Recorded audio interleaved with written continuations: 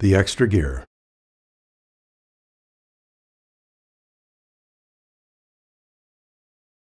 Think of an athlete you admire. An athlete whose mental toughness, focus, determination, and confidence allow them to excel under pressure, bounce back from adversity, and never give up. What makes these athletes so mentally tough? When it comes to physical toughness, they say that athletes are made, not born.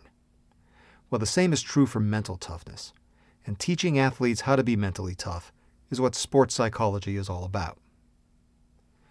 When I say I'm a sports psychologist, the first thing most people say is, "Hey, that's interesting."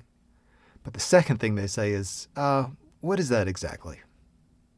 Well, the clips in this chapter will give you a crash course in sports psychology. I'll describe what sports psychology consultants do, the tools they use, and why you should care. This is important because research shows that having a good understanding and realistic expectations of mental skills coaching will help you get the most out of your training. Most athletes and coaches agree that peak performance in sport requires both physical and mental toughness. Physical coaches give you exercises to increase your physical toughness. They train you from the neck down. Well, mental skills coaches, they give you exercises to increase your mental toughness. That is, they train you from the neck up. To get a better idea of what mental skills training is all about, try this simple exercise. Think of one of your best sport performances ever. Recall this time as vividly as you can. Imagine where you were and try to see the sights and hear the sounds around you. Let yourself re-experience how you felt during this performance. Now imagine one of your worst performances.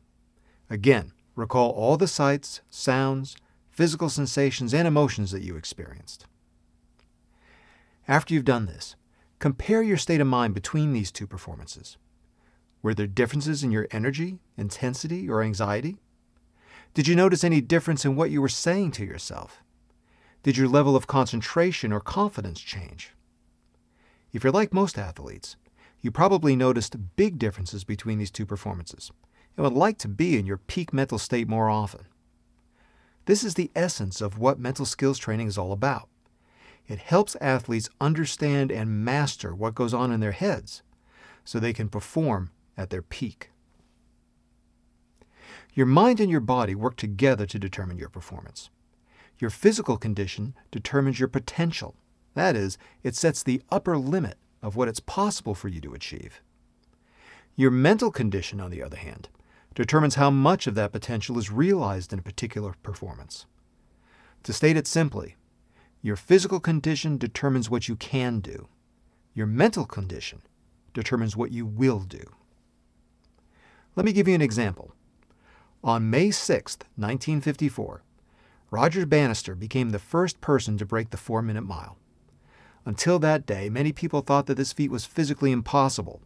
But just 6 weeks after Bannister did it, another man ran a sub-4-minute mile. By the next year, several more people broke the 4-minute mark. Why did this happen? Did evolution suddenly make humans faster? No. The physical potential was always there. But the 4-minute mile barrier was consistently broken only after Bannister's performance made people believe that it was possible. These people didn't physically change. It was their state of mind that was different. Mental skills coaches teach athletes how to improve their performance by helping them strengthen their motivation, regulate their intensity, sharpen their concentration, and build their confidence. These mental skills can help athletes not only enhance their athletic performance, but also to help them recover more quickly from injury or increase their enjoyment of their sport. Mental training can also improve an athlete's coping skills and problem-solving abilities inside and outside of their sport. For instance, learning to regulate your anxiety can help you relax before a competition, before an important work presentation, or before taking a math test. So, now you know that what goes on in your head influences what goes on in your body. But just how big an influence does your mind have in your performance? How important are mental skills to your sport? Well, that's what I'll talk about in the next clip.